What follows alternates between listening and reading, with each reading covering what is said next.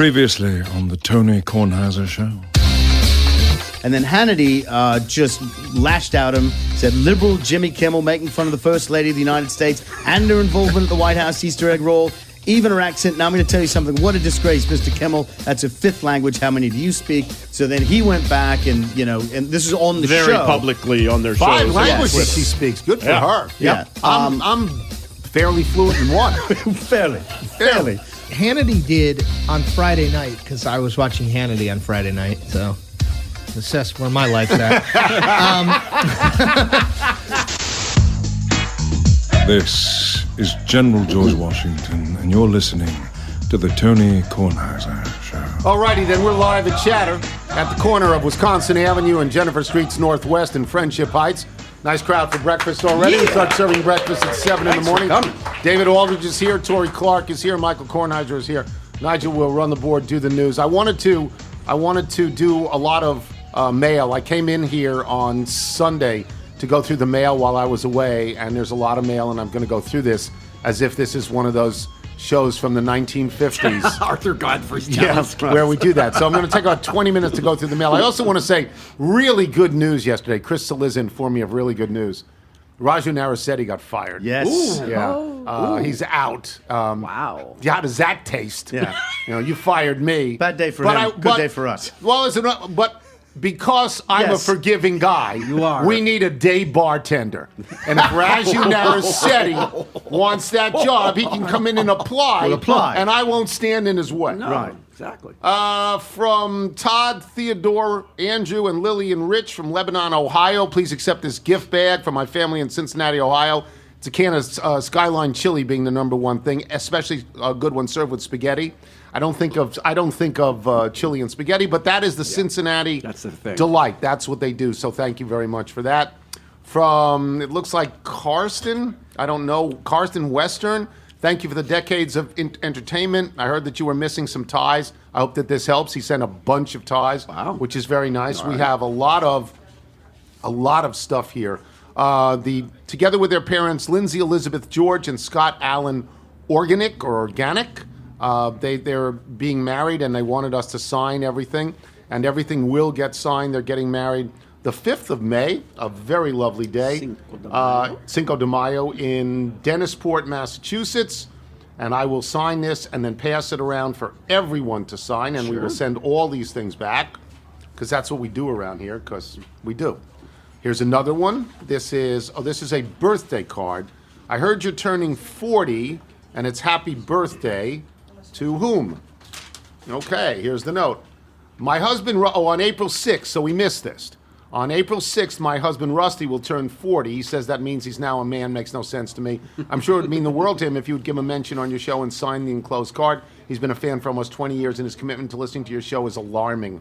He spent much of the 24 hours of my labor listening to your show as he waited for the action to begin. I was drugged up, but was fine. Good man. He calls himself a little despite being 6'7". Big little. Oh, yeah. Yeah, big guy. Big guy. Says that we live in Wilbon country and continually mentions your show to me. It's Chicago, Illinois. And this is from Jen Rethemeyer. And so there we go. So we sign this.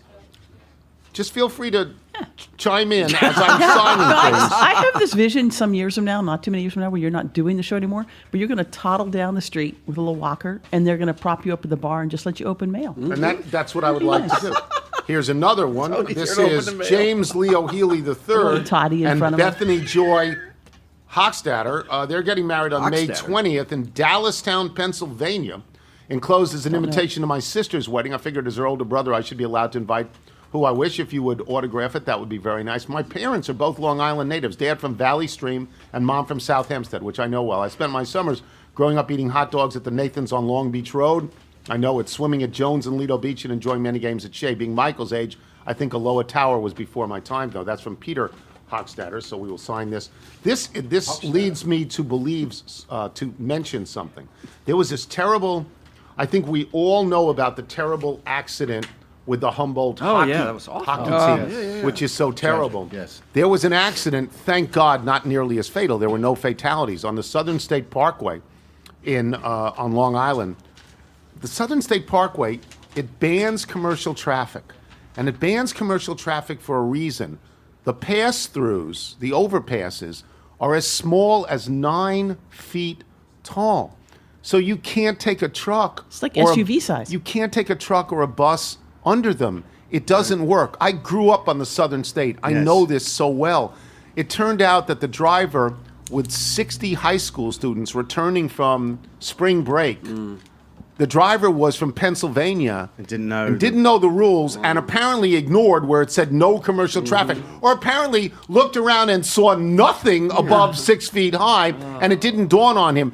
Sheared off the top of the bus. Luckily, nobody got hurt. Well, nobody was hurt. Well, I mean, minor injuries and Right. stuff like that. But But That no. happened on the GW Parkway on the way to Mount Vernon several years Oh, ago. yeah. When I go through the Truck got park stuck here in in there. Washington, it makes it very clear, Rock Creek Park, no commercial traffic. I was behind a truck yesterday, and a cop was behind me. And I'm thinking, why doesn't this cop go around and put this, and get out of here? Put him in- It says no him. commercial Cuff him, traffic. Dano. Is there a reason? Yes. Stupid. From Kitty Betham. Encloses a tribute from the Millersville University men's golf team, Go Marauders, in the hopes of becoming the official Division II men's golf team of the Tony Kornheiser podcast. My son Corey is player on the team. I met Nigel and Michael at the WAF ceremony last summer and spent a few innings with the lovely Maureen as we commiserated about being empty nesters. So this is very, very nice. There you go. Thanks to the podcast, I've met some pretty great people. Queen Esther, Shad from D.C., Tracy Tran, Dauber, and even though I've never actually met the late Dave Mays, we corresponded often through social media. So we have these golf balls, send them down to Michael, Nice. which is very, very nice. I'm just going to keep doing this Yeah. until 'cause someone this says is stop. This is the show. From In the s- spirit of the wedding season, is chatter available for weddings? Yes, absolutely. We'll throw everybody out to host a wedding. I like that. Michael's looking up at that. No, one. I'm amazed. You will read anything that Yes. you pick up. Yes. You've not even It's opened like- these notes before. It's like Ron Burgundy. Stay classy, San Diego. I'm Ron From Burgundy. Scott David Lighty, and my excitement to tell you about my David Aldridge moment of you wearing an Elon golf hat. I forgot that I enclosed a coupon to get you $2 off your next meal at one of our dining halls. Yes. So I got that going for me. And That's the nice. Anyway, I had my first David Aldridge moment yesterday when Michael posted a picture on Twitter of you and he at Augusta National. Do I have any connection to you or Augusta? No, but I do have a connection to the hat you were wearing, an Elon golf hat. I said to myself, wait a minute, I know that hat, I know those colors, I know that school that people mispronounce as Elon. I went to Elon, I now work here as the Senior Alumni Engagement Officer. I'd like to offer up my services to become the official engagement officer of the Tony Kornheiser Show and request that Elon be named the official golf team. No. No, I went to Binghamton. Exactly. No. So anyway, I was wearing that hat in honor of the fact that celebrity intern Matt Williamson plays hockey at Elon. And he said, do you want an Elon hockey hat? And I said, no, I want an Elon golf hat. And he said, sure. So I wore it. And right? when you post a picture on any social platform, people zoom in, they take these little snippets, like the fact that you're wearing an Elon hat, and really take it seriously. Sure. It's a good school, by the way. For those Great of you who have school. children getting older, David, Elon it's a is really good school. I agree. No, So I wore the Elon I golf would have hat. given you a Penn golf hat if I knew people were going to be looking so closely. Well, one of the things that happens when you go to the Masters is people, you know how they dress. Explain how people dress. Well, everyone's wearing their golf clubs, Or their something colors. aspirational. Yes. Or something aspirational. We call it logo bingo. Is that what it's Yeah. called? Yeah. From Sheila Halliday in Bloomington, Illinois, I'm writing to you in hopes that you and your staff will please sign the enclosed birthday card for my husband, Aaron Halliday, turns 48 on April 6th. We missed that one, too. In this package, you will find a collection of giveaways my husband has used over the years to promote our local cab company, Checker Cab of Bloomington Incorporated. When I asked Aaron what he wanted for his birthday, he told me he wanted our company, Checker Cab, to be the official taxi company of Tony Kornheiser Show. That's fine. This sounds like an expensive venture, so I thought perhaps a bribe would work. You would find a couple of our Ride Local t-shirts, a couple of Can Koozies keychains, and our most talked about giveaway, the Checker Cab condom, which is in there. And a bunch of beer nuts were in there, right? And we got a whole lot of beer nuts, which was nice. sounds like a party. Yeah. And Well, 35 minutes into the show, ladies and gentlemen, we're I'm still going. opening mail. From Dr. Mark Nelson. Should go back on spring Please break. join Dad. us as we publicly declare our intentions to relate by marriage in Chicago this spring. Like you, I spent my early years on Long Island and joined the ranks of Natalie Portman and Judd Apatow as having graduated from Syosset High School. Who else graduated from Syosset, David? Lenny Shapiro graduated I from did not know Syosset. that. Fun fact, Sue Bird's mother was a school nurse. How about that? My father also started the Ultimate Frisbee Club at your alma mater, nicknamed Captain Nice. How good is that? And I grew up hearing incessantly about the legendary Speedies. Okay, so this is I very have a nice. big crush on Sue Bird. So by the this way. is Sue Bird is Oh, great, she's isn't she? Fantastic. I love her. Yeah, I think she's fabulous. And she's won Olympic gold medals? A number Bunch of them. Bunch of them. They're much more impressive than the men in Olympic play. Although the men have won, the women have been. So it's Caroline ridiculous. Crotty Rogers and Mark Harrison Nelson on the 12th of May on the Chicago Botanical Garden. I think I'm getting close to being done. You think We're gonna you're need close more to the end pens. there? I don't know that we're going to need more pens. There you go. I think we're going to need a bigger boat. From Brian, I guess, in Lincoln Square in Chicago. Enclosed, you will find the required winning Monopoly pieces. No, I don't win. No. I don't win, although he got this from the Jewel Osco on Lincoln Avenue in North Center neighborhood of Chicago. I know you only need one ticket, but as provider of these winning picks, all I ask for is recognition that the greatest thing to come out of Chicago is not actually Wilbon, but $1 million piece of paper. And I'll take 10%, and you can get 10%. Sure, you can get 10%. Was there an envelope with this particular card that we all just signed? No, we're just signing things. We're just. I don't know. I don't know. We'll go through all these things. And Steve Greenfield, Loyal Little, who read us in Style and Sports, sends in a bunch of. I'm tired of opening these things. All right, More so- importantly, and one last thing. One And this is more. from Elliot Olshansky. This is a gift for Walker Thomas Bootsy Kornheiser. I hope this book is a starting point for many enjoyable talks with your grandfather, someone who enjoys Broadway musicals and is fascinated by celestial movements. Best regard from Suffolk County, where I often discuss both of these topics with my own masculine child, although his favorite Broadway selection is Seasons of Love from Rent. If you pass that down to Michael, that's a Bootsy thing. We just drained 11 minutes off this show when I really had nothing. Four corners offense. Can I describe one thing? I mentioned that Michael and I went to Augusta last Monday for a practice round. We got tickets from ESPN. Very, very grateful. Happy to have done all of these things. Michael went on Google Maps. Would you please pick up the story? So I'm from Washington, D.C. I assume everything starts and goes through I-95. Correct. Anything in the that does South. not, I'm going to the beach, and I'm going east-west. So I figured we're 25 miles off 95 in South Carolina.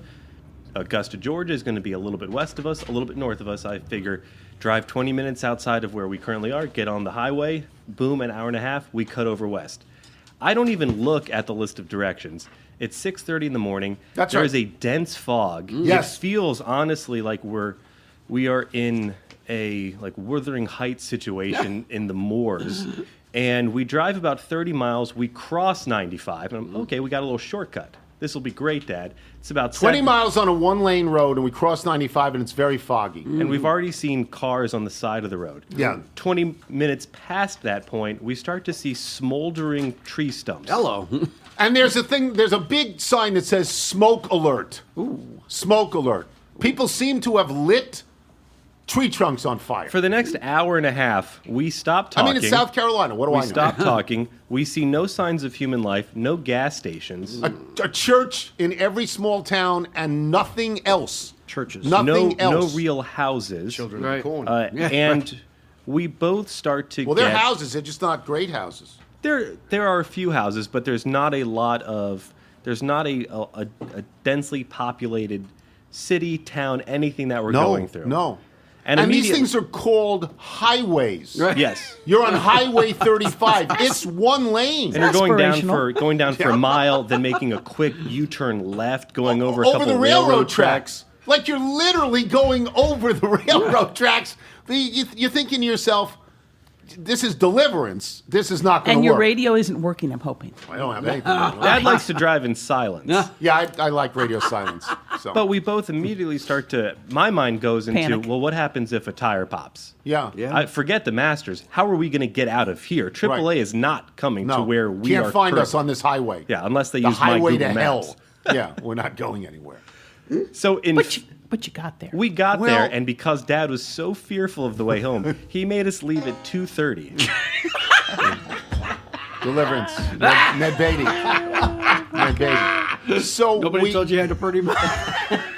What do we it was require? about 100 and, What do we require? it was about 130 miles. The first 110 miles was this road. Smoldering These roads. stumps. These roads, smoldering stumps. Everything was like really once you scary. got there, did anybody ever explain to you the smoldering stumps? Smoldering. Well, they No, wouldn't know. That but was we in South did. Carolina. We went ran to Georgia. into Sounds like a a great few band listeners, and they said, "Hey, how'd you guys get up here? Are you here for a couple days?" No, we were staying down with my in-laws. We just drove up. And he goes, "Oh no, You didn't drive through any names of the town, which I will not name right now. And Right. we go, oh, yeah, we did. Yeah. Oh, Poorest- that's the poorest county In South Carolina. In South Carolina. I'm a lawyer. Yeah, it's the poorest town in poorest county in South Carolina. Matt Shershow as well sent. Over the weekend, I found myself in a supermarket in La Quinta. I played the Mountain and Dunes course. There was no refugee Safeway. If the people in La Quinta are refugees from somewhere, send me there. It was in the Safeway family that they gave me these Monopoly pieces. So again, now I have to go home. I have to go through 50 of these things. There are never any winners. We don't win. It just doesn't happen. You're one piece away from each of the major prizes, right? Yeah, I'm going to give. I want to say one thing before we get out of this segment. Later in the show, we're going to do something. I told the people here we're going to do something that we never do. I only have people on this show that I like, that I know. They sit with me. I know them a long time. Before you get on this show, I sort of have to meet you or know you or figure it out or have to watch you. I have to know how you talk, stuff like that. Today, for reasons absolutely unknown to me, the famed director, Barry Levinson, is going to be on the show. Why is he on the show? He's a David Aldrich fan. Well, he's an AU graduate. Yes. Is he Yeah. not? Oh, AU, he is. Go He is Eagles. from the American University. Sorry, Okay. Fly Do you Eagles know him? Fly. No, I don't know. Well, you do now. I do know. Well, it was presented to us from the folks at HBO. There's a movie that he just directed that came Paterno. out. Yeah, the Paterno But movie it with Al was Pacino. said that he's a fan. Big fan of yours. I never believe that when course people you should. say Why If wouldn't you he's- believe that? Well, if he's from, I mean, he's got to be from this area, right? Because Baltimore. We grew up. He wrote and directed the Baltimore trilogy of Diner, Tin Men, and Avalon. Yeah. What have you done? Okay, he did that. Not But I'm fearful that it's going to be awful. You should gonna quiz be, him. You should quiz him. Yes. See if this is just BS to get him on the show. They said that he was a Exactly. big fan. Yeah, You fear this is going to be a Fran You know, Drescher. like the quiz and diner. Fran Drescher. Yes. It was never. It can't be as bad as that. No, it can't be as bad as It that. can't be as bad. That So, was but- the but, worst. that wasn't good. That was a favor to Linda Roth. That was the last favor. Yeah. Not doing that. Anyway, so It'll be great. David is you're gonna set the playoffs for us when we return. If you like, Tony. it's I'd your like. show. Get David more coffee. Yeah, David will Get set me the more playoffs when we Some more return. mail. I'm Tony Kornheiser. You're listening to the Tony Kornheiser Show. This is the First Leaf ad, and I'm so sorry that the wine tyrant of Tunlaw is not with us today. Because this is the only wine club tailored to you. The more wine you taste and rate, the better they customize your box based on the wines you like. Now, the mistake I have made is, Michael, We have not yet rated the boxes. we haven't rated the boxes, so they haven't honed in on my particular taste. And it's not mine anymore because most of the wine now goes to Kate. Because the wine tyrant says, why are we paying for him? Why exactly are we paying How for is him? Kate the big winner of this? I'm paying for you to get the wine. My wife will not let you enjoy the wine, so my little sister-in-law is getting the wine. I don't get it. Here's what you Good get. You scam. get an introductory 3-pack of wine at just $5 a bottle. You get started with an introductory pack. These are wines that usually go for $20. You get them for $5 each. When it comes to buying wine, most of our choices are made out of habit. We don't remember how we found our favorites. We just know that when we're at checkout, those same brands and bottles are in our carts week after week. First Leaf is a new online wine club that puts a stop to boring wine buying. First Leaf makes tasting and rating great new wines an exciting event. The critical thing is what I haven't done. I haven't rated the wines. I have failed. So it says the bullet points. I started by answering 3 quick questions about my wine drinking preferences, which Michael answered. I did that for you. It's just red. That's my wine drinking preference, red. You Their like bubbles experts- occasionally. Yes. Their experts are constantly exploring new wines for me to taste and rate, and I fail to do it. I taste them. I don't rate them. First, they've created an introductory 3-pack of wine for me based on my flavor profile. You get all 3 wines for just $5 each, and they're $20 wines. When my bottles arrived, it says I tasted and rated them online. I didn't. You're a liar. I'm not lying. The copy is lying. I tasted them, and that's all I did. But if you want First Leaf to help you, you have to rate them. With First Leaf, you never have to worry about spending money on a bad bottle of wine. They guarantee you love the wine you buy, or they'll give you your money back. So try First Leaf today, where buying great wine is simple. To get your 3-pack of introductory wine for only $15, go to try, firstleaf.com/Tony. That's 3 wines for only $15 on your first order at tryfirstleaf.com/Tony. Experience First Leaf today at tryfirstleaf.com/Tony. This is the Tony Kornheiser Show. Tony Kornheiser Show. This is sent to us by Bernardo in Los Angeles, who says he's a loyal little doing the TK salute. Says, I'm a longtime little who wants to submit my friend Arian Sala's music for the podcast. This song is called Ways of Seeing. It's a fun gypsy dance tune right up your alley. But in all seriousness, Arian is a great friend and musician, and I think you and the crew would get a kick out of it. If you don't, you and especially Saliza can eat it. It's Bernardo? I like this. This is from Bernardo. This is gypsy music, Yes. right? Where's Riff? Gypsy dance tune? Yeah, where is Riff? Where's Riff when you need him? And this one is for you. And this one is... Chino, this one is for you. It's the greatest musical ever. Still cry at the West end. Side I still Story. cry at the end all the time. Can't wait for the sequel, right? Yeah. So David is here, and David's workload begins in earnest next week, right? You have Yes. like at least 2 months, 2 months. of 2 every months on day- the road. Right, 2 months of every day. So you won't even get to cover the Wizards if they're at home, so you can stay home. I don't know yet, Tony, but my guess would be no. I think we're doing a lot of West this year. We don't know the matchups yet, Nope. so we have to do general things. There's only one available spot, though, and it's in the West. In the West, yes. It's a loser leaves town match, as they used to say in the WWE. Denver at Minnesota on Wednesday night, and the winner gets in the playoffs and the loser goes home. And you think who will win? I have no idea. I mean, since it's at Minnesota, I guess I'll pick Minnesota, but with no conviction whatsoever. So, but we have locked in 15 of 16 Correct. teams. New Orleans So got in last night. San Antonio got in last night. OKC got in last night. let's do the sort of general thing first. Mm-hmm. Which of the teams that are in this, and it doesn't have to just be one, Mm-hmm. but the one that stands out is fine. What is the most surprising good team? Like when you go, wow, I didn't realize they were that good.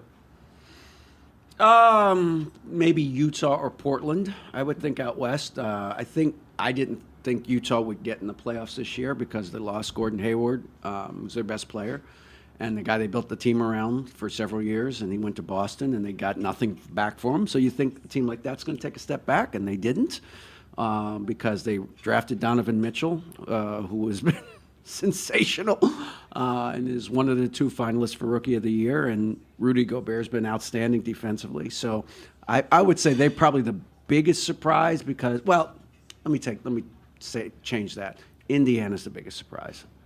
Because Indiana lost their best player Well, they traded Paul Right. George, and look, I'm not going to lie. I thought they got rooked. I thought it was a terrible deal at the time. You know, they got Victor Oladipo and they got Sabonis. And that was it. And everybody in the league, including me, thought that was awful. Whoa! It was an Victor awful deal. Oladipo's a homeboy for He's you. a DeMatha, one of DeMatha's own. Yeah. You know, one DeMatha and everything. And Oladipo, Aldridge, Maskey. exactly. Big three at among DeMatha. others. Yeah, among others. And so everybody thought they were going to be the worst team in the league, or one of the worst teams in the league. And not only are they not the worst team in the league, they're one of the best teams in the league. They won 49 games. They've had a great year. And both those players have done well. Oladipo has been Really good. outstanding. He He's made the been- All-Star team. Yes, and rightly so, and will probably be most improved player, and may well be one of the All NBA players. So I don't know anybody on Utah at all. I mean, I knew Mm-hmm. the people you mentioned. And I remember Utah is coached by Quinn Snyder. Correct, that's right. And Quinn Snyder was a very good player at Duke. Mm-hmm. And Quinn Snyder went to coach in college at Missouri. He did? And it was bad. It was not good. It was bad. And the rumors about him Correct. were bad on Correct. a personal level, Correct. bad. And it seemed like he went into an exile of sorts. He must be a pretty good coach. He's a very good coach. Yeah. He's like a Brad Stevens level of good coach. Yeah. No, he's very good. And most of the people who end up as head coaches leaving the Duke program struggle. well, yeah. They have struggled. There's not been a great success. I mean, you could say Tommy Amaker at Harvard, Right. but not Doing well. at the D1s, Right. the big D1s. Right. May I Well, interrupt and ask why? Yes. I don't know. Good David? question. Don't know the answer to that. No particular reason. I mean, I don't think Chris Collins got Northwestern to the tournament, which they had never gotten to. That's right. So that's a feather in his cap. He's don't the know. youngest of all of them. Yeah. He's coached the fewest years of all of them. Yeah. They've been about 5 or 6, and they haven't. Yeah, and Quinn Snyder, had some growing up to do. And he's in the pros now, not in. But he got in the San Antonio fraternity pipeline. Yeah, and coached their now G League team for a while, and has really kind of built himself back up. And all credit to him for doing that. So if Utah and Portland and Indiana are the most surprisingly good teams, which are the most disappointing teams to you? The Washington Wizards, The most by far. Oh, see, I would have Of the said good I teams. would have said Oklahoma City.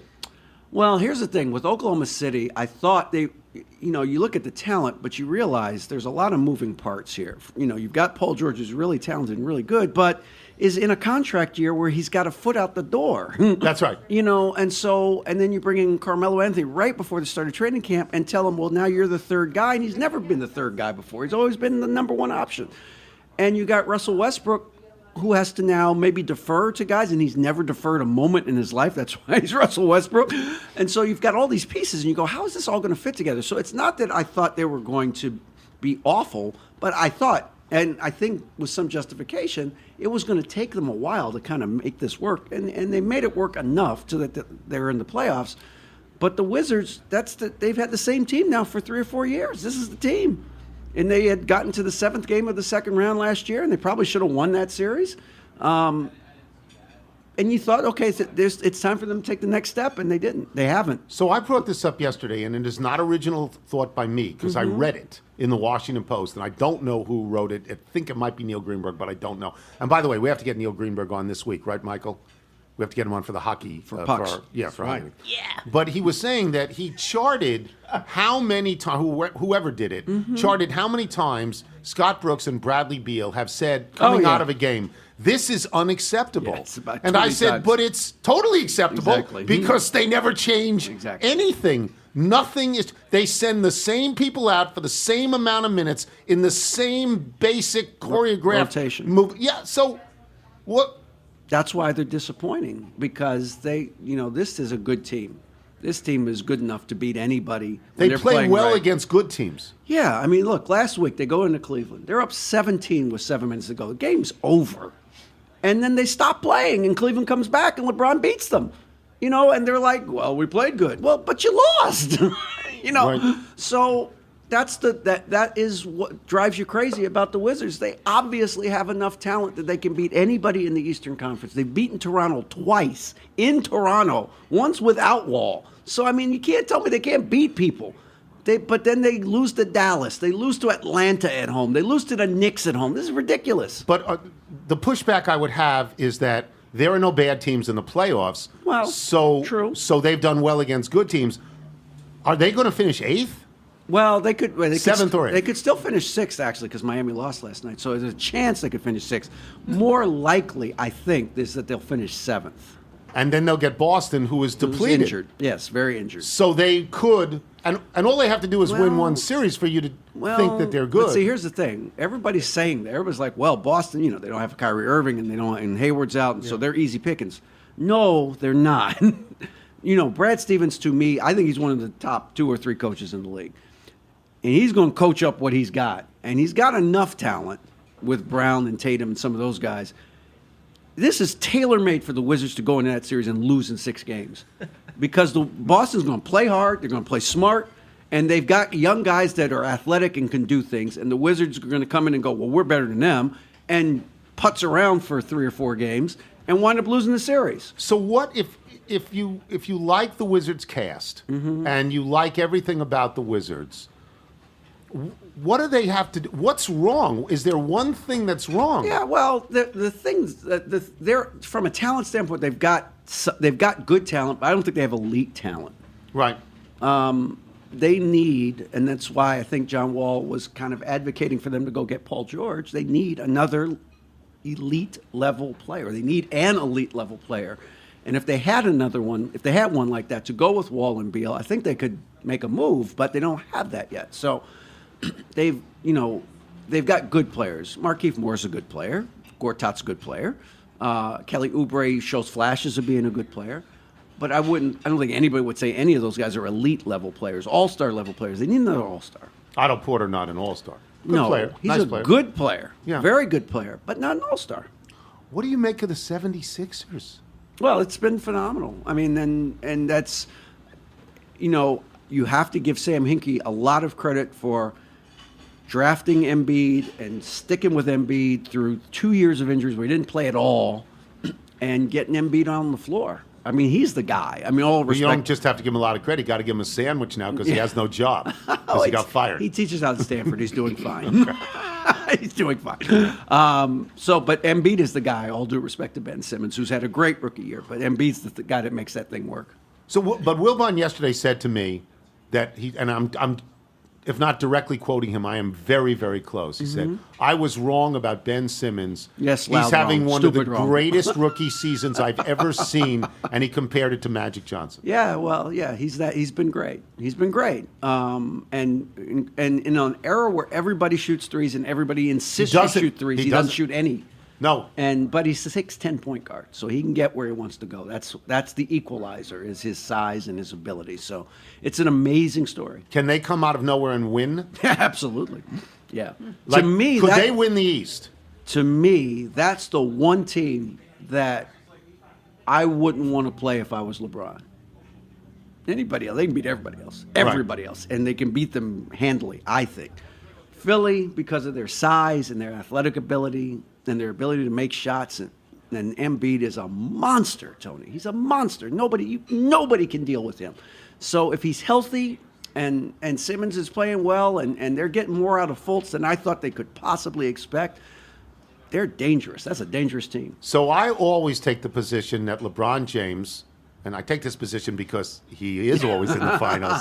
It's not like I'm not wishful thinking. Right, that's right. Because he is always in the finals. That's right. I always take the position he will be in the finals. And this year I take the position that once again, and I'm happy for this, it will be Golden State and it will be Cleveland. But I'm a little bit concerned about Kevin Durant took a direct shot the other day at Steve Kerr. A direct shot in which Steve Kerr accused his team of not caring enough to play defense. And Kevin Durant said, our problem is strategy. There's only one guy whose job is strategy. Yeah. That's Steve Kerr. Yeah. Kevin Durant's not stupid. No, he knew what he was saying. Yeah. He took a direct shot at Steve Kerr. Should I make more of that or less of that? Well, I mean, I think their margin for error is much smaller than it's ever been for a lot of reasons. And part of it is just teams do catch up. You know, it's pro sports. There's other smart people in other places, so they catch up. They figure out what you're doing, and they figure out ways to stop it. Even Golden State. So, but I think when they're healthy, they're still the best team in the league, and they're still better than Houston, and they'll still beat everybody. But I don't know if Steph Curry's going to be healthy until we see him out on the floor again. Are there coaches likely to be canned at the end of the week? Sure. Who's out, do you think? Well, I mean, I think certainly you look at Detroit, they had a lot of expectations. Stan Van. Yeah, a lot of expectations, and a lot of people thought they should be in the playoffs, and they've spent a lot of money over the last few years to bring people in. They made a big trade before the deadline to bring Blake Griffin in, and it didn't work. And, he's been there for 4 years now. With total control. With total control, and they've made the playoffs once. Right. And so at some point, you got to be accountable for that. So I certainly think you look at Detroit as a place where there could be a change. There could be a change in Orlando. I don't think it's Frank Vogel's fault necessarily, but it's a very young team, and they just haven't played very well and haven't done a whole lot. So there's a couple of places. There'll be 2 or 3, maybe 4 that may have some changes. Okay. This was a very good preview. Was that good? This was I always get great material to talk with my sons after. This is a very good preview, but especially considering we don't have the matchups. No, we don't know who's playing who. Weird. You know. We'll know Wednesday. Yeah. All right, good. So we will take a break now, and Nigel will do news when we return. I'm Tony Kornheiser. You're listening to the Tony Kornheiser Show. The Tony Kornheiser Show. I think this is a new sponsor. I believe it is. FrameBridge. This is a new sponsor. So now I'm going to read. This is the copy that's written for me. Please take this with a grain of salt, for personal endorsements, because, But I like the idea of this. I'll just read it. I have to tell you guys about an amazing new service I found called FrameBridge. They make it super easy and affordable to custom frame your favorite things, from print and posters to the photos on your phone. And a custom frame photo from FrameBridge. Boy, that is hard to say. A custom framed photo from FrameBridge. I mean, come on. Makes for the perfect Mother's Day gift. It's ridiculously easy. You order in a few minutes, and FrameBridge will send you one-of-a-kind frame picture that your mom will love. That perfect gift from mom is probably already on your phone. See, now we get into my stuff. Mm-hmm. I have some photos on my phone that are sent to me by the wine tyrant most of the time, and they're just there, and I don't know how to call them up, and I don't know how you would be able to take them out of a phone and put them into paper or put them into a frame. I mean, I bet you could call someone at Framebridge and they could tell you. That's what I'm thinking. Try pressing print. Here's how it works. Is there print on your Yes. phone? Yes. Okay, let's be respectful. This On is your the first phone? time. we've Yes, it'll sponsored. air print. What does that mean? It'll air print to Framebridge. Oh. Just go to framebridge.com, pick a great photo. The expert team at Framebridge will frame it and send it straight to you. Or they can deliver it straight to your mom in times for Mother's Day. So we're doing very targeted things There you go. today. Yes. Preview your item online in any frame style. Choose your favorite or get free recommendations from their talented designers. The amazing team at Framebridge will expertly frame your item in days, not weeks or months, and deliver your finished gift ready to hang. The best part, instead of the hundreds you'd pay at a framing store, and I'm going to parenthetically add, there's a framing store that I go to, and I think it's very, very good. But it is pricey. Oh, yes. It can be very This is a expensive. pricey item. It is. They're not a sponsor either. So No, their prices start at Framebridge, $39, and all shipping is free. Plus, my listeners will get 15% off their first order at framebridge.com when they use the code TonyK. Framebridge has thousands of 5-star reviews and even offers a happiness guarantee. If for any reason you aren't 100% satisfied with your order, they will make it right. Okay, then these are the must-reads. Order a custom gift for any mom in your life right from your phone. Go to framebridge.com, use the promo code TonyK, and save an additional 15% off your first order. Just go to framebridge.com, promo code TonyK. That's framebridge.com, promo code TonyK. But I'm telling you, it is hard to say. That is a very hard thing to say, a custom-framed photo from Framebridge. It's a lot of That's F hard, Yeah. right? A lot of F sounds in that. Yes. Yes, sir. This is the Tony Kornheiser Show.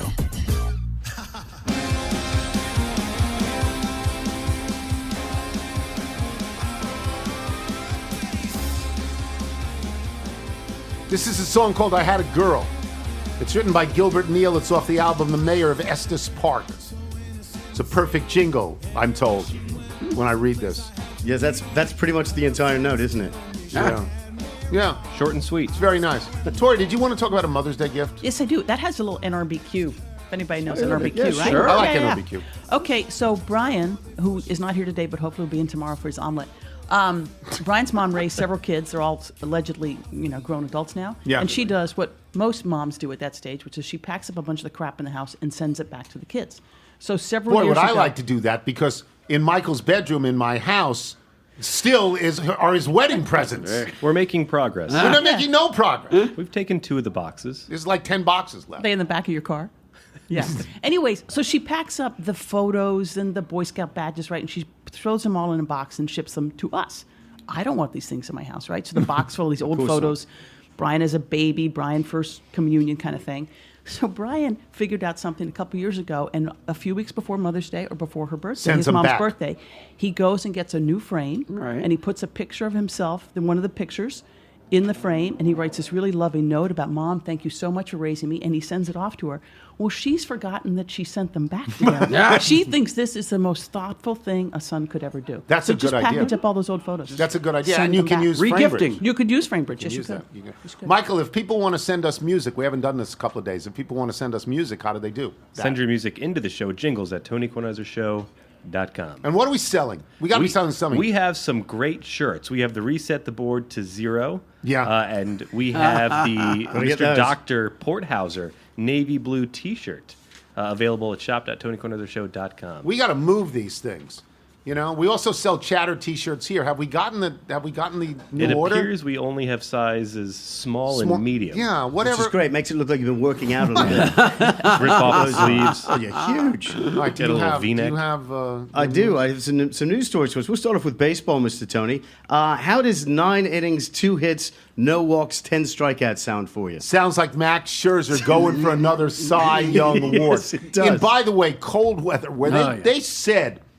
they said 19,000 people No were there way. No last chance. night. There's zero chance that that's true.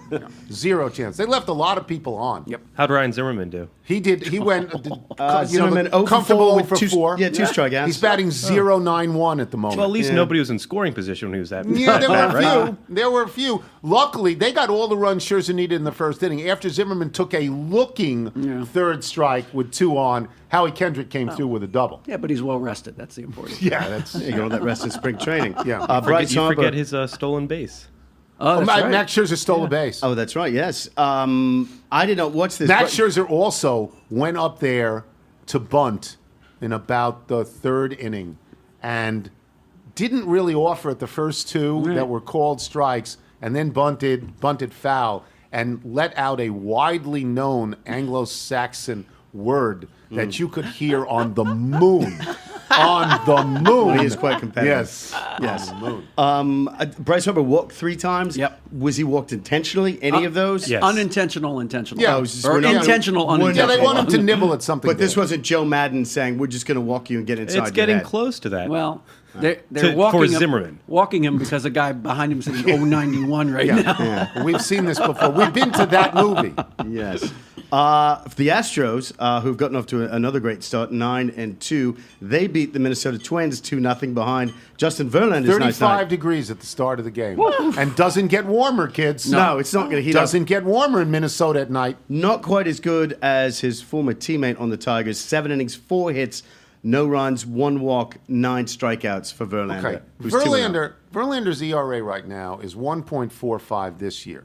Since leaving Detroit Oh, yeah. to go to Houston, in 14 appearances, 14 starts, including playoffs, he's 11-1. Is that something I could interest you in?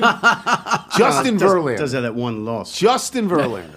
How's that for a pickup at the trade deadline? That's not bad. And by the way, didn't the story go that he talked it over with girlfriend Yes, Kate Upton? yes. Or maybe fiance at this point, I'm not sure. Now married. I think Are they're married they now. married now? I think they're Yes. married now. I'll just cross that I off think my they're list. married. We had him on the PT. He's a great guest. Seems like he would be, yes. He's just great. I mean, if you're ever thinking to yourself, when they leave what they're doing, who actually goes into a booth? Yeah. He's one of them. Yeah. Right? Okay, Yeah, he's Kate great. Upton's best line, which we can't. We can't Oh, say yes, on the the Cy- air. the Cy Young Can't say- voting? Yes, can't say it on the air. So great. Right. Look Look it up, kids. Tiger Woods said he's going to take a break after his. not listening to Sands, Yeah, is finished he? 32nd at the Augusta, moving to 88th in the world rankings. He said, generally, after this tournament, I put the clubs away for a while. I usually take 3 to 4 weeks off through my entire career, and usually the clubs are put in the closet. I just kind of get away for a while. Michael, is that a good idea by Tiger? It's fine. I mean, he needs to expand his schedule a little bit, but I don't think this is the time, having come off the Florida and then later into the winter, the California swing. Yeah. So he needs to play some tournaments that are not these premier top-tier events where he can target areas of his game. I know Sandsy wants him to work on his driving. The iron play is what let him down, and I think that was partially from fatigue. Yeah. But Michael, you coach Seriously, the team. Joey. You are a coach Joey's short. as well as many other things. Not playing, Nutball. not playing well. Usually, the answer is not. Don't practice. Well, he's able to practice in targeted ways on his own, and I think he's discovered he uses Not if these. he's put the clubs away. He's using these tournaments to work on specific areas of the game. So we've seen the short game addressed, we've seen the putting, we've seen driving, which he's turning into a strength again for the first time since the early 2000s. So I have trust in that, and I think he can come back to some of these early summer tournaments. Sounds like a 10-year plan. He doesn't have 10 I years. think he's in for the long haul. I don't think he's gonna have a couple of bad tournaments and say that's it. No. I think he wants to play again. I think he likes playing now. Sure. That's And what he because does. he hasn't played in a long I time. think he's surprised at how well his body's responding Yeah. to the travel and the constant Let me offer quiet. congratulations to Jeff Kaplan. Jeff Kaplan is the son-in-law of my dear friend from grade school and high school, Peter Lazarus, and he works for the Fort Worth Star-Telegram.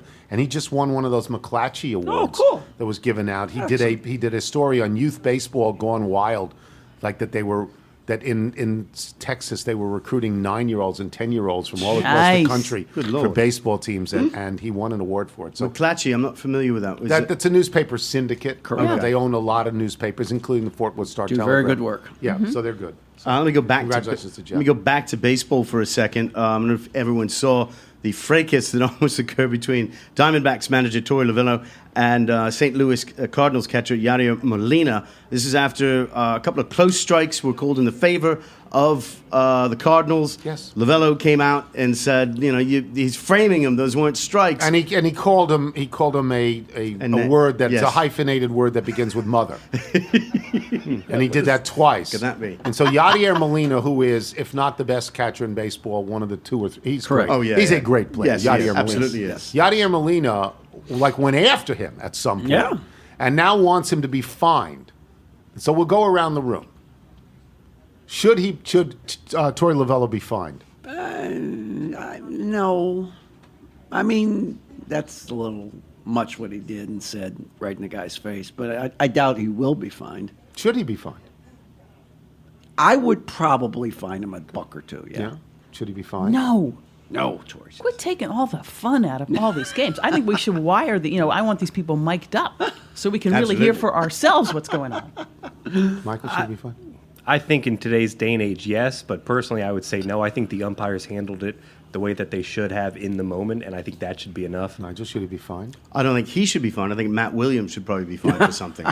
He should not be fined at all. No, he shouldn't. I mean, it's actually, in a weird way, great praise for Yadier Molina by using that term. What I do want to see, though, is the next time Arizona plays St. Louis, I want to see that Torey Lovullo orders a pitcher to drill Molina right in the ribs. Exactly. Right in the ribs. Right. Exactly. So you want to fine? That's fine. Yeah. Fine How that. about this? Chew on this. yeah. By the way, and in terms of that phrase, which you're not allowed to say, No.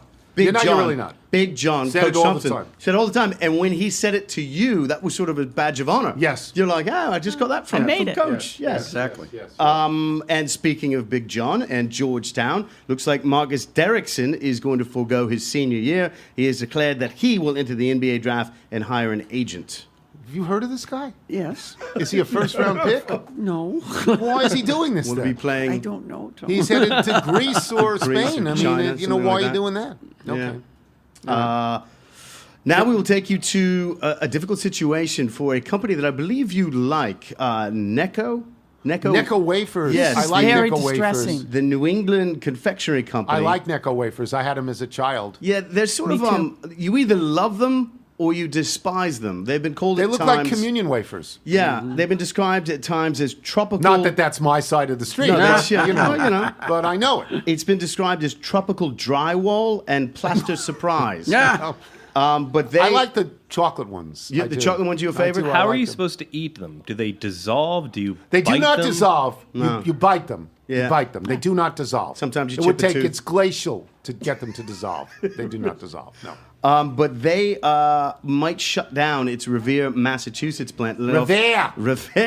Yeah. Lay off the majority of its. It gets me every time. Lays off the majority of its employees. So now there's people. Well, nobody's buying them anymore. Well, now everyone is trying to buy Yeah, them. this is gonna the be like- fans. This would be what you would probably Yeah, want to do. I'd buy a case. Is you want to contact the people that sort of distribute this and say, how many Necco wafers do you have? I will take them all. Apparently, that's people are trying to corner the market Yeah. on these before Yeah. they go away. Well, Is that didn't the same thing happen? Wasn't there a cake a few years Thought it ago? was that Twinkies. The Hostess Twinkies. Yes. Didn't this yeah, happen right, with right, Twinkies? yes. And then there was a Or run tasty on them, and then cakes. they were like $10 Back and a booming. Twinkie or something Right. like I that. think Talberts and River Road sells Neckos.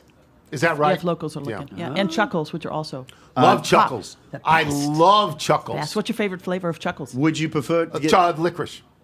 Yeah. So there you heard it, folks. Licorice Chuckles. I Send love them our Chuckles. way. I Send them do. to chatter. Chuckles are nothing. They're just nothing but sugar. Yeah. It's With sugar, sugar on top. of sugar. It's a little crystallized sugar on They the little are- cube of sugar. They are red, green, yellow, licorice, orange. Yeah. Right? That's Yeah. what they are. And some other, Licorice in the middle. some other Necco products. Mary Jane's, you familiar Yeah, with? yeah, Oh, yeah. yeah. Mary Jane's are peanut brittle, peanut butter. Squirrel Nut Zippers, which I thought was also the name of a yes. band. Yes, I've That heard of sounds No, I that. don't know obscene, those. I'm just saying. Clark bars, I think we're all familiar Clark with bars those. are great. Yeah, those are very good. Sweet Well, how are Hearts. they going? How are they going bankrupt? Well, you know, These are good candies. fitness craze. What's wrong across with your kids country. that they don't Yeah, buy eat good more candy sugar, anymore? kids. Tories on the- And I'm not sure it's Sky Bar. I think Sky Bar might be a Necco product. Is it? I don't know that. I had a Sky Sky Bar Bar to the- I yesterday. went to Sky Bar in L.A. once. It was very nice. I had a Sky Bar yesterday. Describe what a Sky Bar is, because a lot of people don't know not- that. It's like I don't think they're using real chocolate anymore. I don't. I think Sky Bars don't. are made up of the leftovers of the other ones. It's got a little caramel, little nougat, little chocolate in it, little nut- peanut butter. It's fluff or it's- something like that. It used to be great, and it's like me. It's not great anymore. We used to be great, Yes. but not anymore. I, All right. I know you wanted to say some melancholy happy I trails. just wanted to talk about Susan Anspach, Yes. who died earlier this week at 75 years old. She was an actress of consequence in the 70s and then basically disappeared. Love Boat? So I don't. She was with Jack Nicholson in 5 Easy Pieces, which is a great movie. I'm just going to read some of the words by Matt Schudel about this. It said, Miss Anspach taught acting and had occasional stage and TV roles, but she increasingly turned to Nicholson for financial support. They had worked together on 5 Easy Pieces, in which Nicholson played a once promising classical musician who was working as an oil field roughneck. Miss Anspach portrayed a pianist engaged to the brother of Nicholson's character. In the film, they had a steamy love scene, which they apparently reenacted in an off-screen romance. Miss Anspach later said Nicholson was the father of her son, who was born in 1970. So that's one, okay? Nicholson has never publicly acknowledged he's the father of the son. Susan Florence Anspach was born in 1942 in Queens, New York. Her father worked in a factory. Her mother, the daughter of a Wall Street banker, was disowned by her family for marrying a blue-collar worker. Wow. You think that might be something to talk about around the table? Miss Anspach studied theater at Catholic University in Washington and was the school's homecoming queen in 1961. She later took classes at Actors Studio in New York and appeared in off-Broadway productions with Robert Duvall, Dustin Hoffman, and John Voight. She had small parts on Broadway before landing the lead role in Hair, the landmark countercultural musical play that featured nudity. She later revealed that her male co-star in Hair, Steve Curry, was the father of her daughter. Wow. Busy. She had a long-term romance in the 1970s with musician Robbie Robertson of the band. This seems like a full and interesting life. Absolutely. Don't you think, Susan Anspach? Be a good book. That's all we got. Well, there's no book now. Well, I'm just saying I mean, it would have been a good Yeah, book. it would have been a good book. And in fact, Skybar is part of Necco's empire. Is that made out of chocolate anymore? Is it real chocolate, or is it that Carrod I don't know, stuff but when that's you not actual when you chocolate? pass the cursor over the Skybar image, it's really something that makes me think of you. There's a kid on a skateboard, and on the back of the skateboard it says Skybar. So you're suggesting that Necco did not market to the current generation? The as well. graphics Yeah. look like they're 60 years old. Well, 60 seems The young to lettering me. of Skybar. Yeah. Look at this. I know what Skybars are. I had one just the other day. They're retro. Chuckles, though. But Mickey Mantle Chuckles loves aren't made Skybar. by... Chuckles aren't made by Necco. Are they Chuckles? I did not see that. on Who the are list. But now I'm nervous. I'm going over to Talbert's on my way out of here to pick up a few dozen All right, let's boxes. get out of here. When we come back, we're going to do this thing that may go right into the ground. I just don't know. Barry Levinson. I'm Tony Kornheiser. You're listening to The Tony Kornheiser Show. This is Old Guy Radio for the day. This is Bobby Darin. We played Bobby Darin a little while ago. We played Mac the Knife. Yeah, that's right. This was the first song that he ever had. This got to be in the 50s. Recorded this on this day, April 10th, 1958. So that's 60 years ago. Yeah. Correct. 60 years ago for Bobby Darin. Written by Murray the K. Murray Kaufman? Yes. Murray the K in the swinging soiree playing Red That's Hot right. and Blue all the way. Who bet Darren could not write a song that began with the words splish splash, I was taking a bath, as suggested by Murray's mother, Jean Kaufman. Yeah. The song was credited to Darren and Jean Murray. Murray Kaufman, because he was at WINS. He was the fifth Beatle, right? Well, that's what he claimed to be the fifth Beatle. But Everybody was the fifth But in Beatle. all the pictures that I ever saw of the Beatles, I never saw Murray the K. That's Murray. And he coined the term submarine race watching. This is way out of my youth. Okay, we're out of this now. And we're Barry Levinson, a graduate of the American University. The American University. The American University. Yeah. David Aldridge. Wow, Barry, are you using a phone from the 1920s? Because that was tremendous crackle there. Barry joins us. Go ahead. Can you hear me? I can hear you fine. Good.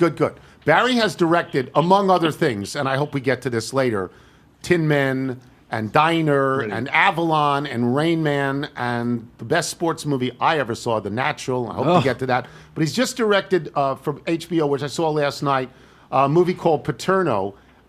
So I'm just sort of wondering why you did. Were you a Paterno fan at one point? What got you involved in this particular movie? I mean, I knew the story, and obviously I knew about Paterno for years and years. But Al Pacino had always wanted to do this project, and he was having problems. There were different scripts on it. It hadn't worked out. And then he talked to me about it because we'd worked together a number of times about the project. And I had a thought about how to handle it, which is the way the movie's done, and it went from there. It was interesting. When I heard that there was going to be a Paterno movie and Al Pacino was going to play Paterno, I really thought, wow, I didn't see that coming. Did you? What made you think, or what made him think? Because obviously he wanted to do this. Why did he want to play Joe Paterno? Well, I think he was fascinated by the story, and he's a big football fan.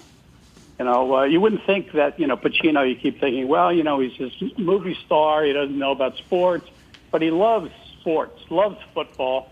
And to be honest with you, when he said he wanted to do it, I could see the possibilities of that in terms of, he's not a tall guy, he's short like Paterno, and he has certain characteristics that I thought, that can work out quite well. He actually looks like Joe Paterno in the movie. Yeah. He really looks like Joe Paterno. And it's sort of eerie when you see it. Do you recall your feeling when you learned, because now the Jerry Sandusky thing is over 10 years old now, I think.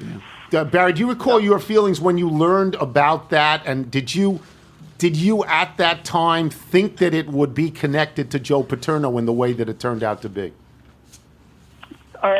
Not when the story first broke, although you do wonder about, he had for 30 years he worked with Sandusky, and you thought, well, he was there for 30 years. He's the head guy. Obviously, there were these rumors that were, going around over a long period of time, and so but you don't necessarily think about, Paterno in terms of this, this incident and everything you've ever heard about Paterno in terms of his ethics. He was an educator, humanitarian. He believed in education. He was responsible for having a wing at Penn State Library. All of those positive things. He believed in the education for his football players. He graduated 85% of his players. All of those very strong positives. And then this information began to come out. And you say, well, this is an interesting thing to look into. And to see where it leads. So I'm going to sort of give something away here, but the movie has been out on HBO and anybody can go see it, and I recommend that they do. But at the end of the movie, in the script that you're working with, you have a scene in which the woman who is the lead reporter for, I guess, the Harrisburg Patriot Ledger, is that the name of it, or Patriot News or something like that, she gets a phone call from a guy who says, I was a kid. This happened to me in 1976. I called Joe, and it said Joe Paterno, and says yes. So it is utterly, in the end of the movie, Barry, it's utterly laid out that the writers and the people who are making this movie think that Joe Paterno knew and tried to brush it aside. Do you feel that way yourself? Well, I don't know if you're going to say brush it aside. I think the point being throughout the piece, and I think we try to do it in the most detailed fashion of not simply having an agenda to the piece, is that you show, piece by piece how this thing fits together. And then initially you'd say, well, maybe they didn't know about this, maybe they didn't know about this. And then you begin to wonder, well, how many things did he know about but didn't somehow connect? Why didn't he do more? I think that becomes the key thing, is why didn't he do more as it evolves throughout the storytelling? Especially since, Joe Paterno is the one guy in college football, if you had to say, and I'll go back 40 years, you say one guy who was above it all and did it the right way. Barry, everybody would have said Paterno. Yeah. Everybody in America would have said absolutely. Paterno. So I guess there's... Look, go ahead. In the piece, Paterno says in one of the scenes, I wish I would have done more. Yes. And I think that's the key to it. He wasn't the person who was directly involved in it, but it's hard to believe in the context that he ran that department, that he was the face of the football program, that there are certain things you go, we got to look into it. How come this hasn't followed up? Why don't we do this? Check this out, et cetera, et cetera. And that would be the question mark. As I say, this is not a film that slams Paterno straight out from the beginning. It's trying to, as we do it, is piece by piece, these little questions continue to come up throughout the film. Are you influenced at all by everything that has gone on in Hollywood with Harvey Weinstein and the Me Too movement and all of these things? Did you say, I want to get involved in this because this is this is a subject I want to deal with, given the change in the culture? Well, we started this before all of this happened. Oh, in okay. terms of Weinstein, yeah. Do you think that, in hindsight, Yeah, go ahead. do you think that what happened to Paterno, and I mean, I know he died shortly after this, but the statue, the way that Paterno is thought of now, do you think that that is a fair way to think of him now? Well, I mean, that's a good question, Tony. I mean, how do you think of him? All we can do in the piece, there are two parts to it. In the film, you're trying to tell the story with as much credibility as you can. You know, there's 5 years of research that HBO did, and, you know, believe me, in order to get the script, the amount of vetting that went into it was enormous. And that's generally the way it should be. So, I mean, it's carefully vetted in putting it together. Now, how do we look at Paterno now, X number of years later? Mm-hmm. Mm-hmm. I think you have to look at it and say, look, this was obviously a powerful man who ran a program, who did an enormous amount, you know, of good, without question. And then the big question is, how is it that this could happen under his leadership, that this can take place, and he knows nothing about anything for over all of these years? Right. You know, there are emails that went back and forth where he's saying, what's going on with so-and-so? Yeah. What about this? You know, I mean, there are all these emails, et cetera. So at some point you have to say something was wrong. Something was not taken care of. There were young boys that were victimized. Why didn't this move ahead to resolve this problem? What happened? I think that I remember talking about this because we had to deal with it every day when it was in the news. And an explanation I heard, and I don't know that it's totally correct, but I always sort of leaned on it and thought it made sense to me, was that Joe Paterno, when he was born and where he went to school and the great Catholicism of his life, that this was something he could not deal with personally, and preferred to just, to move it to the side. Do you have any thoughts of that, Barry? Does that make any sense to you? Well, I mean, I think it does. I don't want to suddenly give, answers to things that you can't explain. But if you look at it, you say, in the culture that he grew up in, as a religious, person, you say, well, I mean, is this connected in some way? Is this part of the puzzle? Yes, I mean, it's a valid question, certainly. Can I move you off this, please, and ask about Tin Man and Diner in Avalon? Can I ask about that, and Wag the Dog and Rain Man and The Natural? Those movies, well, certainly Diner. So many people, it seems, started there. Kevin Bacon, Daniel Stern, Ellen Barkin, Mickey Rourke. I mean, was that... they were just babies then. How did you find them? What do you think of that now? Well, it's one of those things, Ellen Chenoweth, who I've worked with, and she was the casting director on this, and I worked with her all the way back to Diner over all these years. And, she brings in various people, and you start to look through it. Now, we had to go through 500 auditions with various guys to get that cast. 500 readings of doing it. However, in Ellen Barkin's case, she was the only female that came in for that role of Beth, and that was it. So as soon as she came in, she read, you go, okay, she's perfect. For the guys, it's a combination of, one, they have to be talented to be able to do the roles, but you want to be able to say, do they fit together? Because that's also part of it. Rhythmically, will they work together?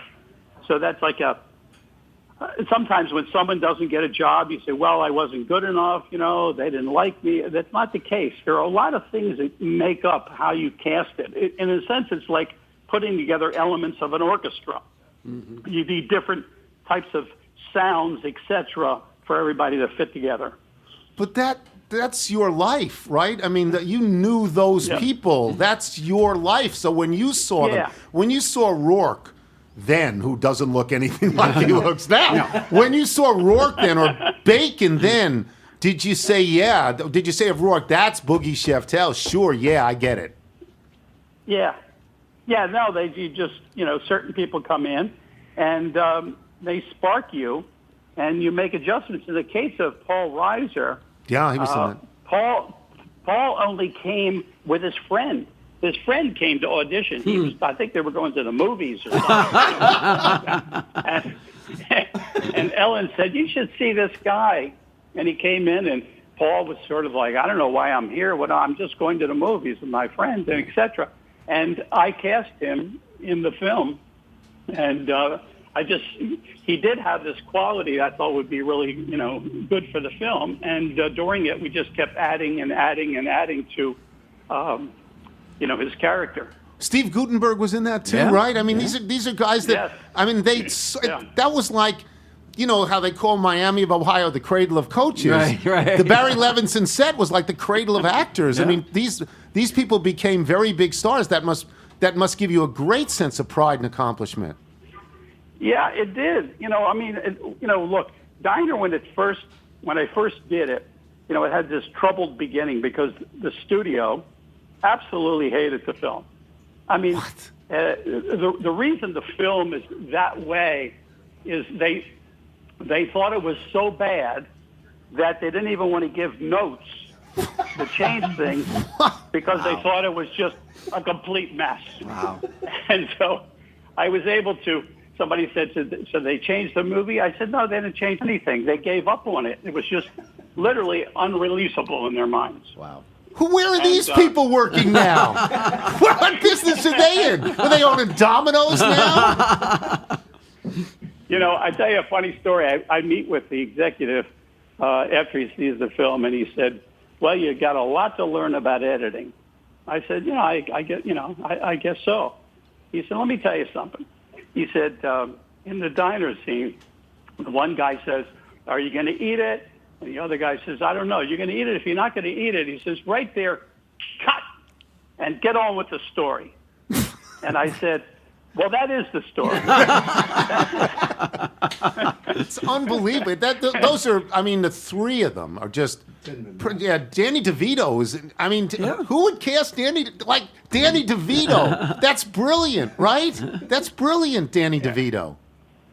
Yeah, no, he's great. He was great in Tin Man. He had a great, and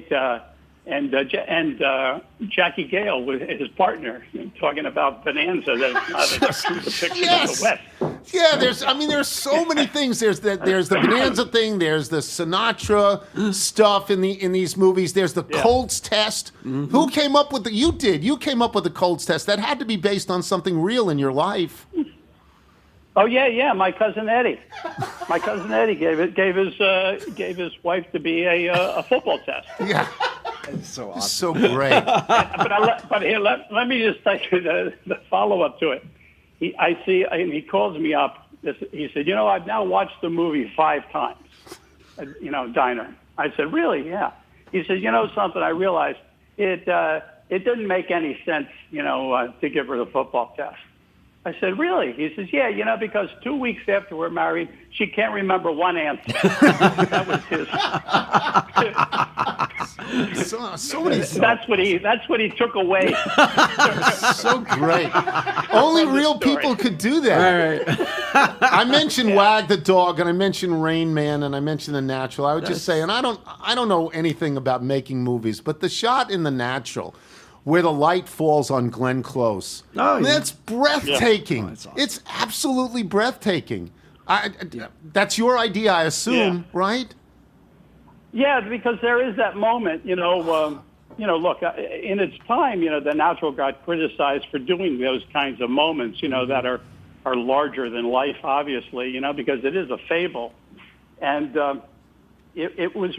you had to wait for a certain time of the day. The sun had to be going down, and we had to get a hat for her that would allow for the light to come through to create that kind of an effect. But I thought that was the fun of the piece. It was like, much bigger than life. It's a fable is what it is. Yeah. And so, you worked for that.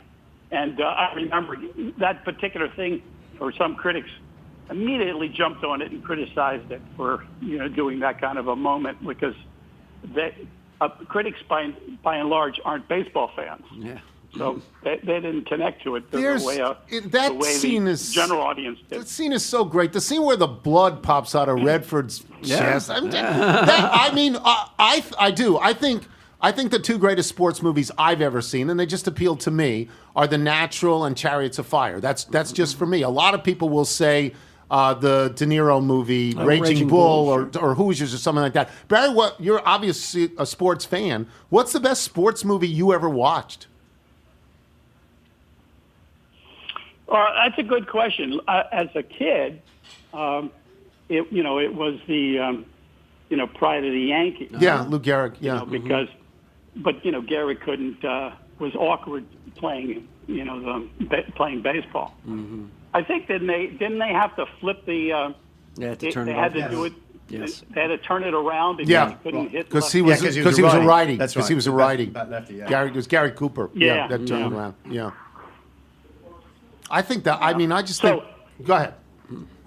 There was that long period, when we did The Natural, when we were making it. There was a lot of, stuff like, why make up baseball movies? Baseball movies don't work, because I think it was after Fear Strikes Out in the early 50s, and that didn't do well. There wasn't a baseball movie, I don't believe, really, that connected until years later. Yeah. Bang the drum. Bang the drum slowly. Yeah, bang the drum slowly. But it wasn't a big hit. So right. It was like, well, I don't know about that. And so it was a long time. And then after The Natural, then there was a whole slew of films that did quite well. Are you still a Baltimore sports fan? Oh yeah, absolutely. Are you a Ravens fan? Yes. Can you after the Colts left and not having a team for 12 years, and then when we got the Ravens, and that became my team. And I watch Indianapolis games only to hope that they lose. Yes. I love it. That's awesome. Well, that's what you should do, because Irsay is one of the great villains in American sports. Sure. In the cover of Darkness in 1984, taking that team away. Yeah. So, but I got to ask you, what in God's name are they looking at with RG3? What is that? What is that? You just signed... I don't know. It's hard to figure that out. I mean, that doesn't make any sense. No, not to me. Anyway. But I mean, how long that'll last, it makes headlines, but the question is, is that for real?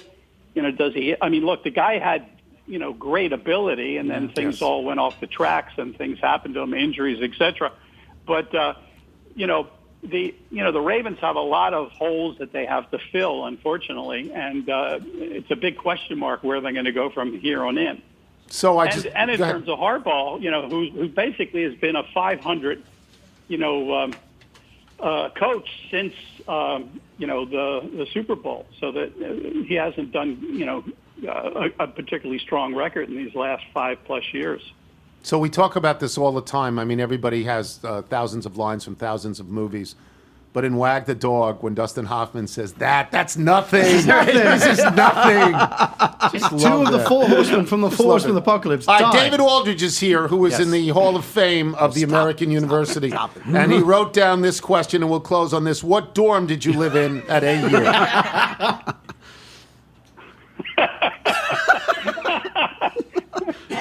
What a pertinent question. Yes.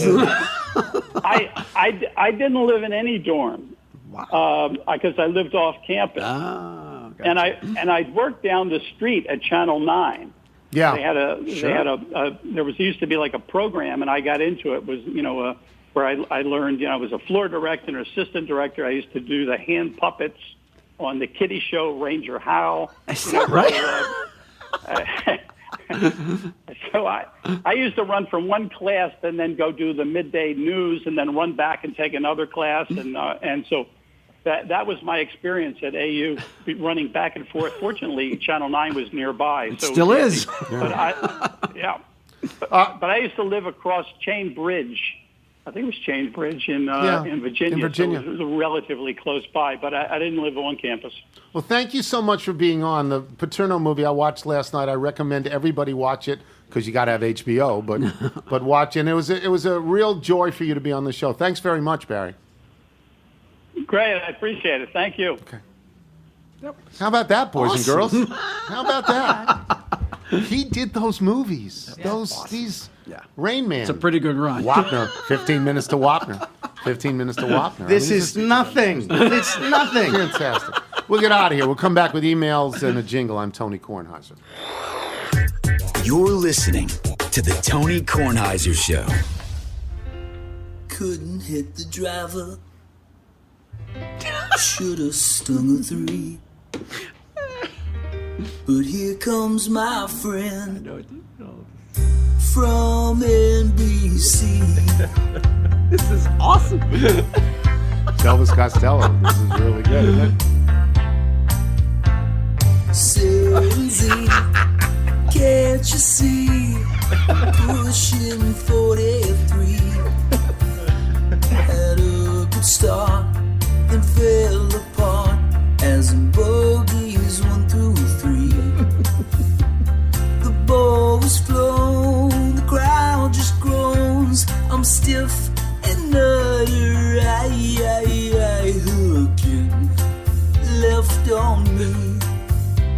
Oh, Sanzy, oh, Sanzy, maybe.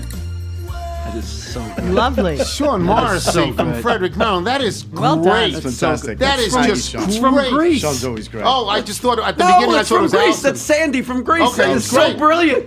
That's great. Great job, That's Sean. great. I apologize for getting that wrong. I thought it was Allison from Elvis Costello at the beginning. Is what Sounded it a little sounded bit like. like yes. Yes, it did. Let me thank David for doing a whole segment here. Let me thank Barry Levinson. God knows why he wanted to come on. I was told he was a fan of mine. I don't believe that for a second. But he was really good. Yes. He's really good. Let me thank the sponsors, First Leaf Wines and Frame Bridge. Remember to listen and subscribe to new and archived episodes of the Tony Kornheiser Show wherever you listen to podcasts, including Apple Podcasts, Spotify, Google Play. If you listen to the show through iTunes, please leave us a review. That way we get more listeners. That way we get more money. That way we sell more breakfast. Yes. There you go. From Nick Owsley in Cambridge, Massachusetts, Dr. Hoff-Waff. Hope you enjoyed your recent trip to Augusta National.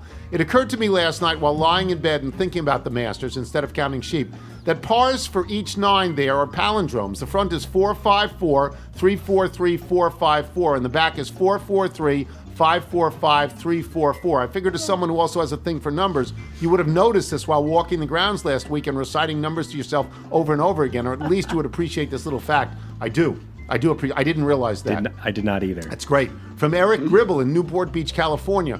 I'm a longtime listener. I've recently introduced my father-in-law to your podcast.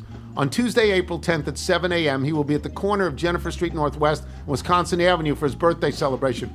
Are you here? Is Mike here for birthdays? Mike is Yay. here. There we go. Happy birthday. It would make his day to get a shout-out from you, and it would go a long way to making me his favorite son-in-law. If you have a few hours after the show, he'd be more than willing to give you a brief oral history of the Green Bay Packers, current Wisconsin politics, or anything else that you didn't think you could ever know too much of. Happy birthday, Mike. From Tim Campbell in Satellite Beach, Florida.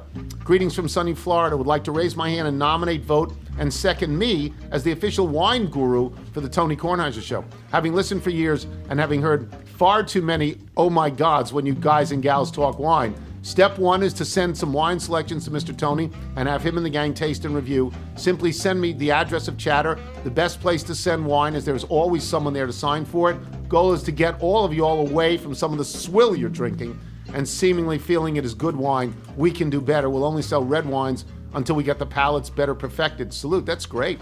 That's awesome. Just don't get the wine tyrant involved. Don't get the wine. Yeah, exactly. Doug Mell, Eau Claire, Wisconsin. I'm riding home from work Monday listening to Wilbon quiz you about what famous people he dined with in Arizona, and I'm screaming, Alice Cooper. Tell him Alice Cooper. As everyone knows, Alice has lived in Phoenix for 50 years and is a local businessman, mainly in restaurants and a fixture on golf courses. Sure, John McCain is famous, as is Larry Fitzgerald and Sir Charles, but Alice is right up there. In fact, last July, respondents to a poll conducted by an alternative weekly picked Alice as their choice for U.S. Senate candidate. How about So that? next time Wilbon brags about who he dined with in Arizona, throw Alice Cooper at him. From Dan Murphy, not that Dan Murphy, in Madisonville, Louisiana. Can you please give a shout out to my brother-in-law, Paul Scoriels, who's a golf coach and civics teacher at St. Paul's High School in Covington, Louisiana. He's escorting a group of students to Washington this week and decided he needed to go to Chatter. He's supposed to be there this morning. Is Paul here? Paul is in the house. He's supposed to be there this morning, April 10th, having breakfast. You can please tell him to buy me a XXL Chatter shirt. They haven't come in yet. Combine two We've mediums. both been loyal little small? since the beginning. We appreciate all the laughs that you and the gang provide.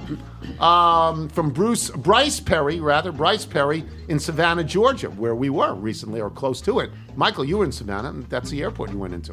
I am not sure if you are aware, but there's a Russian television similar to The Americans that portrays a CIA agent living in Russia called Adaptation. When can we expect your cameo in the uttering of your famous line, Kakov Vistrel, also known as What a Shot? Just want to make sure you yell Wi-Fi and representative at my remote control so that I will record it. From Charlie Burtz in Springfield, Virginia.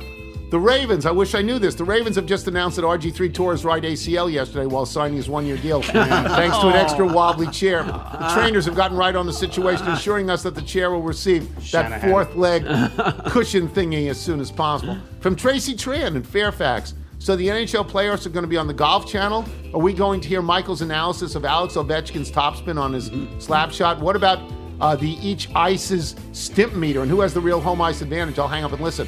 The NHL playoffs are on the Golf Channel? Indeed. They are? Why? Yeah. Why aren't they on NBC Sports? They ran out of real estate. Wow. That is weird and unsettling. Yes. This is the Golf Channel.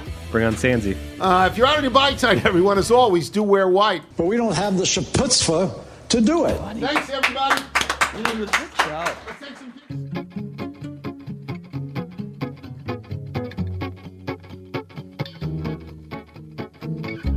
Good evening, ladies and gentlemen. Please take this. Don't be shy. There's room up front. Some good old-fashioned family entertainment for you tonight. I'm alone, always alone. Maybe somebody could help later on with that.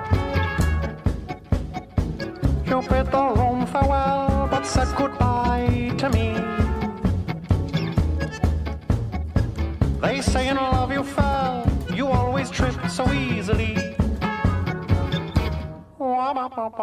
Your love's a carousel, and I'm too short to ride.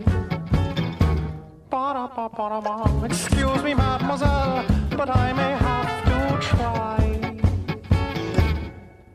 Whoa. We play all of these games. Of me against my name.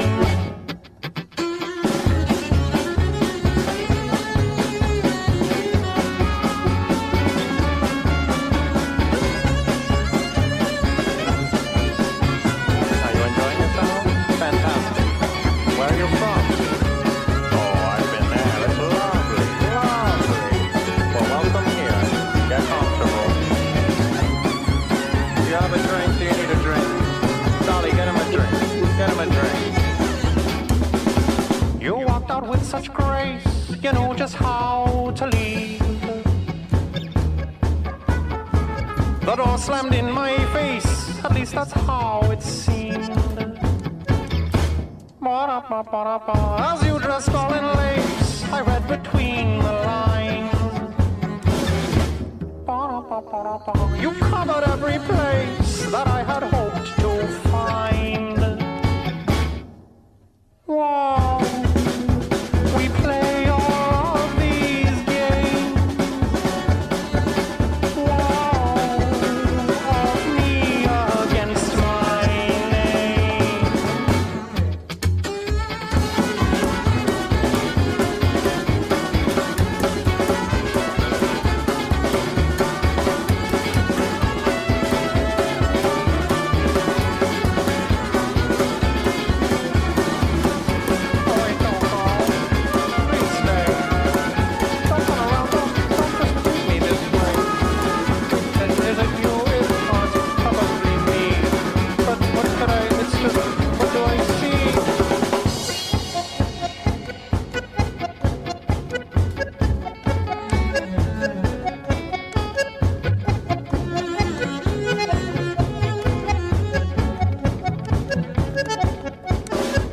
And so I wait alone to count all of your wrongs.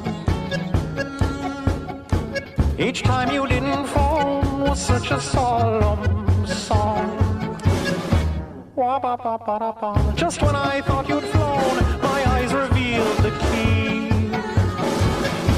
Wah-da-ba-ba-da-ba. The problem purely shown was in the ways I see. Whoa. We play all of these games. Whoa. Of me against my name. Wah-ba-ba-ba-ba. We play all of these games. Whoa. Of me against my name.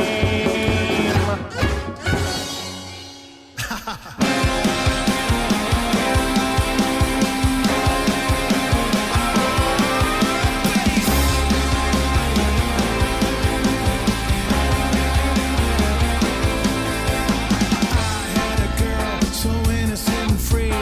Everywhere she went was a place I had to be. Her friends telling me she had me wrong. I was going nowhere and dragging her along. I asked her, she giggled and denied. I guess I should have trusted her before she said goodbye. Story of a